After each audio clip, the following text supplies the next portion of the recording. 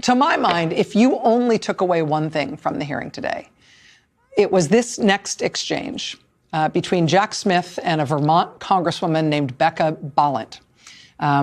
It was an exchange about basically what it means to be Jack Smith right now in 2026, to have done the investigation that he did, to have found what he found, to have served your country by sticking to your guns, even when that meant the leader of the United States government and his party and his supporters would try to destroy you for it.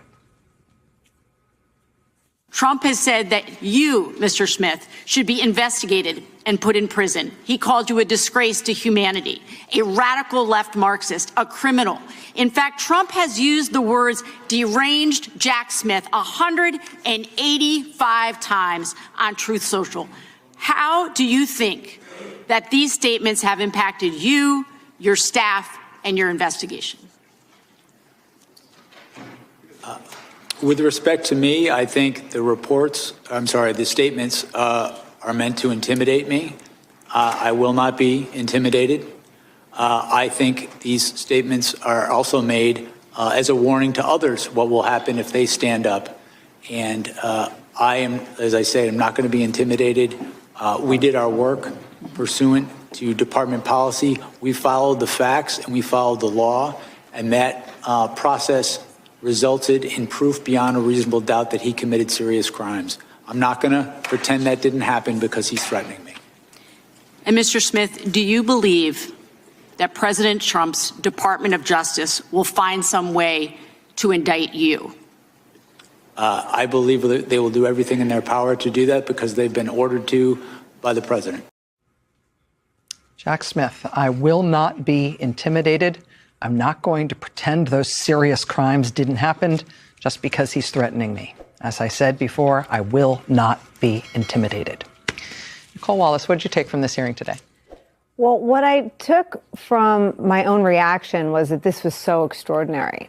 But before Trump destroyed the Department of Justice, there were hundreds of Jack Smiths inside the Department of Justice. He was the archetype of the kind of person who chose that life instead of, you know, being a partner at Paul Weiss and having multiple houses and occasionally playing private. I mean, this is what DOJ was made of. So what I thought about was how successful Trump's been in moving the Overton window, but I watched this with a lump in my throat, thinking about, nostalgically, about what the department was. The other thing I thought of was he is the most senior Justice Department official to defend what we kind of shorthand as rank and file, but the people that have been purged from the Justice Department were the best of the best.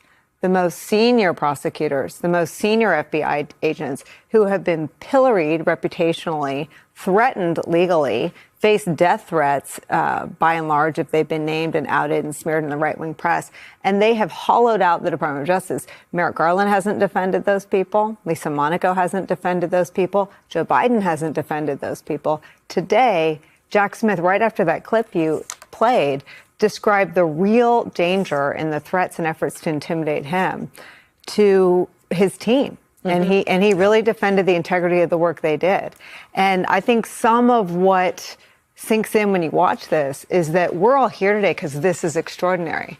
We all know that this doesn't happen inside the Justice Department. No one says what he said today to the public in that Congress to Pam Bondi or Todd Blanche or Emil Bove. And if they did, if Danielle Sassoon or Liz Oyer or any of those people did, they've been asked to leave. That's right. Which is the dark and terrible side of the Justice Department professional ethic that says if you are asked to do something unprofessional or wrong, you resign. We have seen people resigning like whole forests of them falling all at once.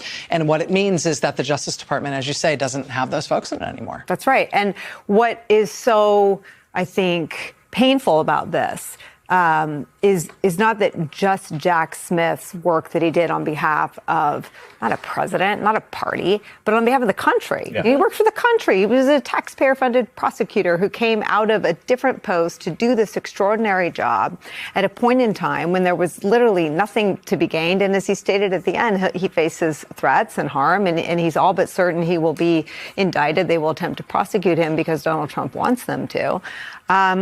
That Not only did he not succeed in bringing a case he knew he could prove beyond a reasonable doubt to a jury, but he will be punished for it. Yeah. Chris? Yeah, I like Nicole, also felt like I was watching this human embodiment of all that's been lost and all that is crucial and central to really the entire functioning of American democracy, like this kind of a person who's a serious, smart, capable person devoted to public service who is doing their work without fear or favor, which they really want to destroy. I mean, they're quite explicit about that, right? They want to turn it into the U.S. government into basically Tammany Hall with nukes. They want a complete machine that's also like the global superpower where like everyone has a job because you gave Donald Trump some money or you know him, right? And this is like the ultimate rebuke to them. And what you do with your job is serve the machine. Yeah. Don't forget, Tammany Hall also tried to do some good things. Yes, that's true. You're right, actually. You are actually correct that Tammany Hall is actually We're in superior. Laura's defense, Tammany You are, Hall. no, that is actually an important and good point. There was some like pothole filling. No, they actually did do it. Yeah. You know, the second thing, I mean, the other very lukewarm take I have is like, boy, it really, I mean, he was guilty as hell and it was a real mistake we elected him again. The final thing I thought was, just watching it, the sort of optics, take a step back, is like someone used this term that we're in the midst of a clicktatorship. Yeah. This sense that everything they're doing, the Trump administration, is spectacle, the sort of spectacle of menace, that when an ICE officer actually shoots and kills an American citizen in her car, he has to move the cell phone from his hand to the other hand so he could keep recording as he shoots her, because the generation of content is so important. Today we got reporting that when Charlie Kirk was killed, Kash Patel inside the FBI, the first thing he was concerned about was what he could tweet, and coordinating with Dan Bongino about what he could tweet, that he wanted to tweet pictures from Windsor Castle with his girlfriend that actually would expose MI5 agents. This is all New York Times Magazine today. This obsession with spectacle. And here's Jack Smith as like the ultimate opposite of that, right? Like a sober, solemn, serious person facing down this kind of carnival of absurdity that has now become, again, and that's always been part of politics. Hearings, as you will attest, right? They're always theatrical. Theatricality is part of politics. I have no problem with that. I talk for a living. But what is totally absent is any sense of seriousness or moral compass right now in the government we have. And here's this person who just feels like this, like, archaeological find from another era. Totally. Yeah, I mean, the aesthetic of it is asceticism, is stoicism, is itself part of the message. Ari. Jack Smith's headline today was Donald Trump belongs in prison. Yeah. That he had the evidence, that the case was moving forward, that he could prove it beyond a reasonable doubt. Even Republicans seem to acknowledge that he is a strong and aggressive prosecutor, which is what prosecutors are supposed to be. Donald Trump belongs in prison. That's really something for the country to still see and hear from this person. Second, to echo others, Jack Smith is a sober guy in a drunk bar at 1 a.m. Exactly. And he stands out more that way. Exactly. And our job is to try to make sense of this. And you just presented some of those key highlights. People can take it in. People can go online later tonight, tomorrow, watch more. What I saw there on the scale of public servants was an especially sober, fair person. If someone was watching and they're super political and they wanted to see him spar and rebut every type of Republican question that was a little leading or a little over here, he didn't do that. Why did he do that? Because that's not who he is. Yeah. But they need to discredit him because even with the case closed, he still comes off very credible. Right. Yes. And more of the case is going to come out if Volume 2 of his report is unsealed by the court. And a lot of people argue that part of the reason this whole hearing might have happened today was to try to muddy him up before the country gets a whole new dose of information based on the evidence that he gathered. Well, you know, for me, whenever I'm watching congressional hearings, I mourn for the day when they actually used to work. So one thing that was on display was the decline and fall of the congressional hearing. We used to have hearings like this in which both sides were actually trying to find the truth. The Watergate hearings were the example of this. There was a certain slight amount of Republican defensiveness for Richard Nixon through the beginning of the Watergate hearings, but as the evidence mounted, members responded to the evidence. Yes. And what you saw today was this utterly nonsensical display that there's no amount of evidence that could ever be proof to any Republican on that committee of anything. And this is where Donald Trump is not to blame for Donald Trump.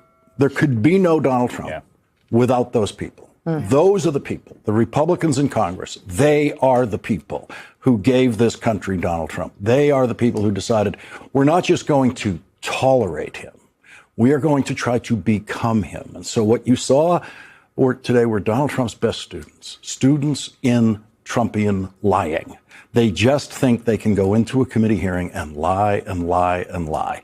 And during our lifetimes, that was absolutely impossible. If you got caught in a hearing in the Senate or the House saying something that could be proved to be untrue during the hearing, which was hard before the internet, but if that could happen, that would be the end of that person on that committee. The chair would go to the speaker and say, we got to get him off of this. He can't be here for this. And so here we are. The enabling party of Donald Trump was on display today. Yeah, I couldn't help but think that, back in the day, if you were like a kid who, played hooky from school to watch a congressional hearing, you could pretty much assume that kid someday was going to become a congressional staffer or run for Congress. Right. Like it was that kind of nerddom. Any kid watching this today is definitely never going to run for Congress. Yeah. This is like whatever the opposite of an advertisement is for whether this is a good line of work. Famous Moynihan quote of, you're entitled to your own opinion, but not your own facts. Yeah. He would say that in a Senate hearing approximately once a year, because he would be pushed to the point of saying that exactly once a year.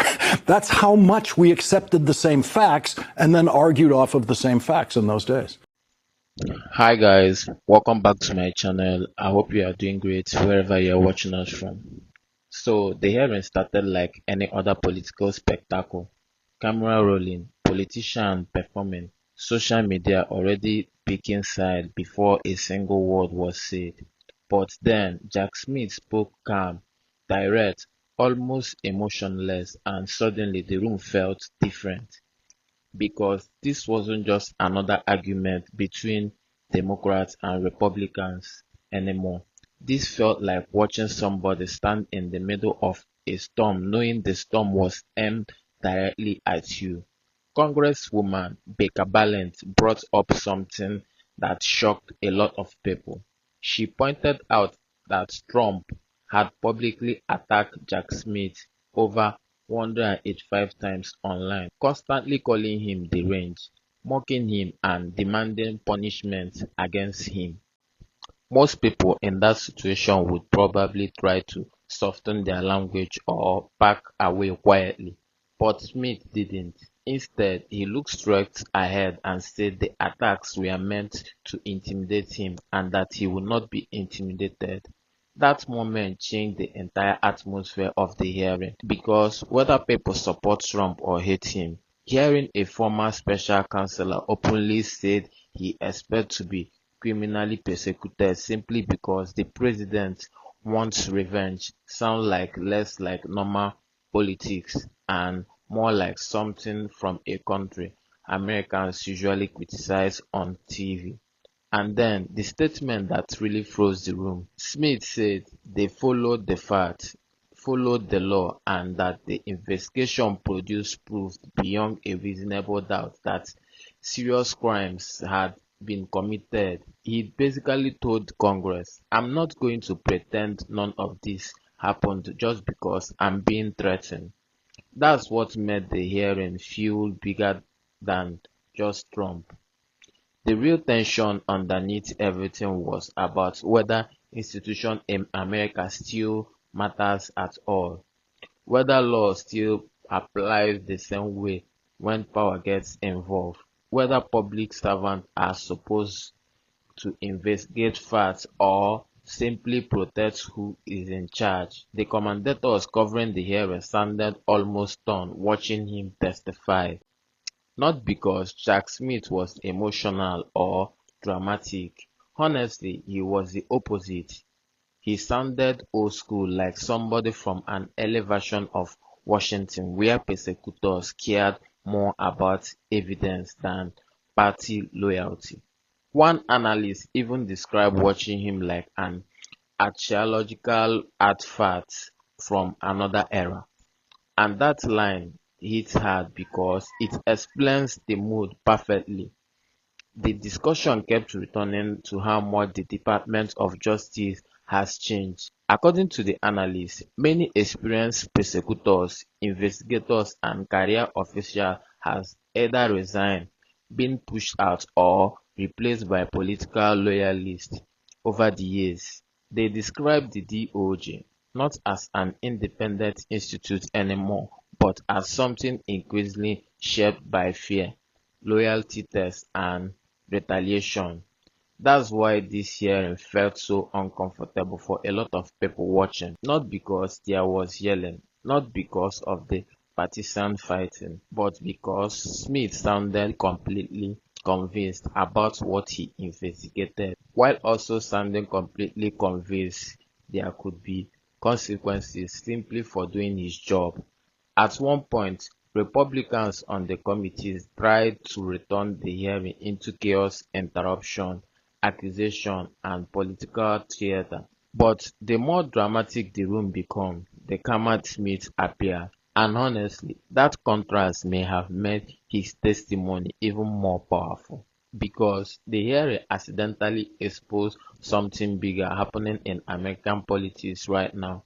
Nobody even argues about trust anymore. One side believes institutions are corrupt by politics. The other side believes institutions are collapsing because politics have taken them over completely. Either way, the trust is gone. And honestly, that's the most important part of this entire story. Years ago, hearings like this were supposed to reassure the public that accountability still exists.